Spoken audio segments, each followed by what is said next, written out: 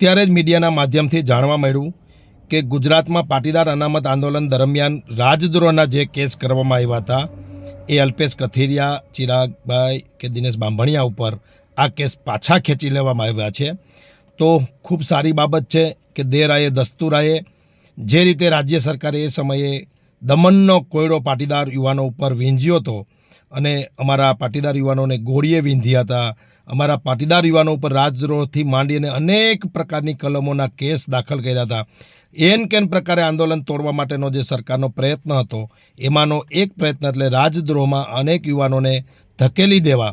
આ જે પ્રકારના સરકારના નિર્ણયો હતા એની સામે જજુમીને પણ પાટીદાર યુવાનોએ આંદોલન ચલાવ્યું અને 10% આર્થિક અનામત માત્ર પાટીદારોને નહીં, બિન અનામત વર્ગના તમામ સમાજને 10% અનામત મળ્યું.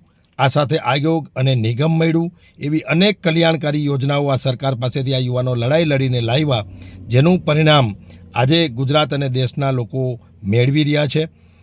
આ સાથે જ એટલું જ કહેવું કે જ્યારે કોઈ યુવાન, કોઈ લોકો, કોઈ સમાજ, કોઈ વિસ્તાર સરકાર પાસે કાંઈ પણ માંગતી હોય તો એમની જરૂરિયાત હોય છે, એમને એ વસ્તુ સરકારે આપી દેવી જોઈએ. આ રીતે જે દમનકારી નીતિ અપનાવી અને પાટીદારો ઉપર જે અનેક પ્રકારના કેસ કર્યા રાજદ્રોહ જેવા, આવું સરકારે ન કરવું જોઈએ. કારણ કે અંતે તો સરકારે પોતાનું થૂકેલું ચાટવું પડ્યું છે.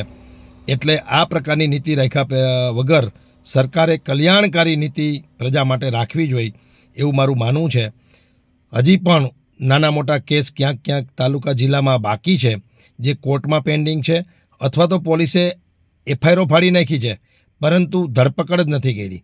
એટલે આવા જે કેસીસ હજી અટકેલા છે એમાં પણ અમારી ટીમ અને અમે બધા જ કામે લાગેલા છીએ.